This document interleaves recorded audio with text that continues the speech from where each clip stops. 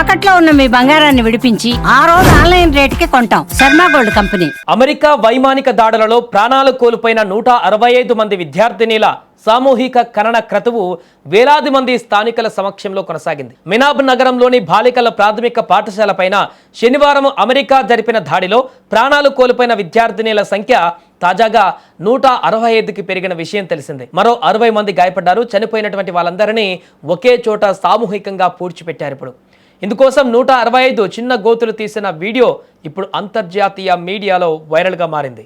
మినాబ్ సిటీలో జరిగిన విద్యార్థినిల అంతిమ యాత్రలో భారీ సంఖ్యలో జనం పాల్గొన్నారు. అశ్రు నయనాలతో తుది వీడుకోలు పలికారు. అమెరికా నాశనం కావాలి అని నినాదాలు చేశారు. అక్కడ విద్యార్థినిల పార్థివ దేహాలను ఉంచినటువంటి వాహనాలు వీధుల గుండా వెళ్తుండగా వేలాదిగా జనం హాజరై రహదారికి ఇరువైపులా కూడా నిలబడి తీవ్ర సంతాపం వ్యక్తం చేశారు.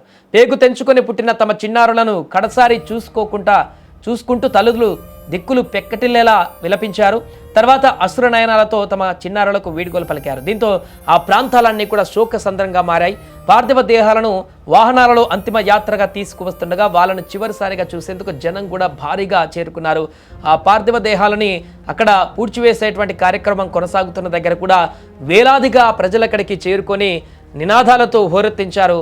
సో ప్రస్తుతానికి ఈ వీడియో అంతర్జాతీయ స్థాయిలో పెద్ద ఎత్తున వైరల్ అవుతుంది. ఇలాంటి ఘటన చిన్నారులు పసిగందులు ఈ యొక్క యుద్ధంలో అభంశుభం తెలియనటువంటి వ్యక్తులు మరణించడం పట్ల చాలామంది కూడా విమర్శిస్తున్నారు ఈ ఘటనకి సంబంధించి. అయితే ఈ స్కూల్ ఎక్కడైతే దాడి చేస్తుందో ఇజ్రాయెల్, ఈ స్కూల్ పక్కనే కూడా అక్కడ ఇరాన్కు సంబంధించినటువంటి ప్రభుత్వ కార్యాలయం లేకుంటే ఇతరత్ర కార్యాలయం ఉండడం కారణంగానే అక్కడ పడినట్టుగా చెప్తున్నారు. ఏదేమైనా కూడా యుద్ధం కారణంగా అభంశుభం తెలియని చిన్నారులు చనిపోవడం అనేది, స్కూల్లో చదువుతున్నటువంటి పిల్లలు చనిపోవడం అనేది తీవ్ర విషాదంగా మారింది. ఈ ఘటనకు సంబంధించి ఇరాన్లో తీవ్ర ఆగ్రహ జ్వాలలు ఇప్పటికే వ్యక్తమవుతున్నాయి.